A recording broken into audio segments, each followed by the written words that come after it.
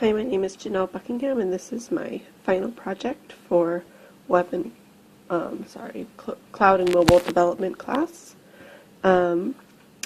So here's my app, Geocacher.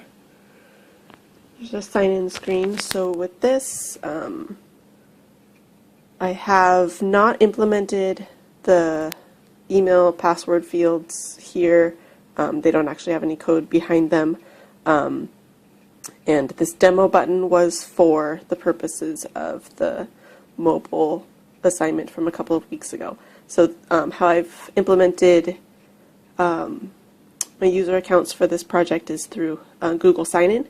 And so with that, I'm not actually going to show you how to create an account because for this you would just associate a Google account with your phone. In this case, I have two associated with the phone, so we can look at both in order to verify that they are two separate accounts and that things work differently based on which user you have signed in. So we sign in. Okay, apparently I was already signed in with one. Let me start from scratch here. Okay, sign in, and it will let me pick. So I'll start with the top one.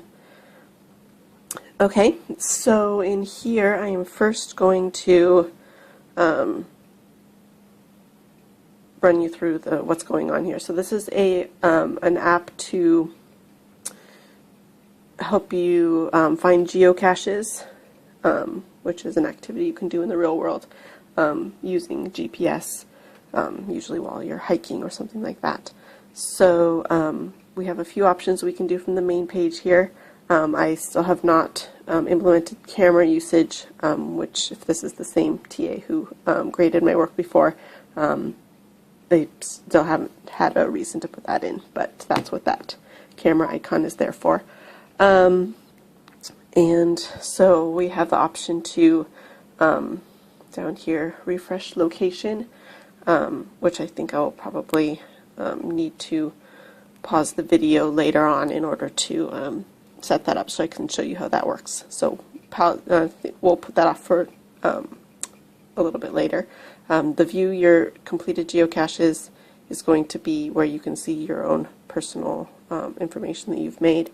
And then up at the top we have a menu that lets us find a new geocache or log out. So in here, these are geocaches that you can add feedback or see feedback from.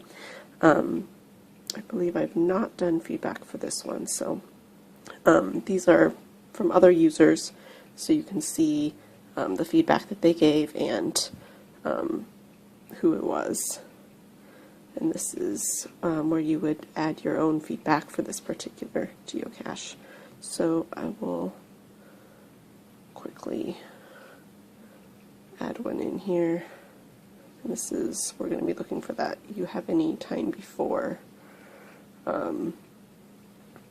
That's what's going to show up when I hit submit here. So that will show that it's gone through the database into this when it's refreshing from the database. So there it is. So there's my new feedback that I've added, and if we go back to our main activity, we can go and see this user's personal feedback they've left, and you can see at the top is that new one that we just added. And so now I will show you if I don't run out of time here with the camera. I'm not sure if it's going to cut me off or not, but we can edit these so I can change that feedback, and now it's going to say the prosecutor, the one. Oops. And difficulties, just throw some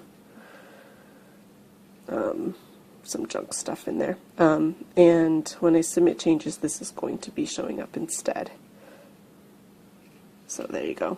That's been edited. And then we can delete it entirely. So delete this feedback, if we hit never mind, we can change our mind there, and you can see it still remains in our field. But we can delete it entirely, and then it will disappear. So there you go. There's that bit. And then I want to show you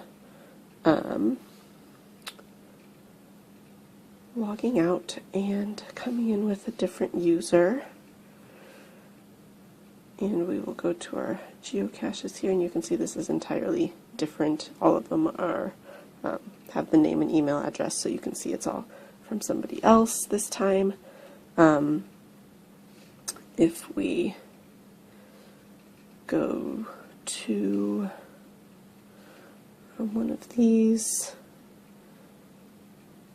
and actually let me find one that doesn't have quite as much in it. One of the newer ones. There we go. It's only got 3.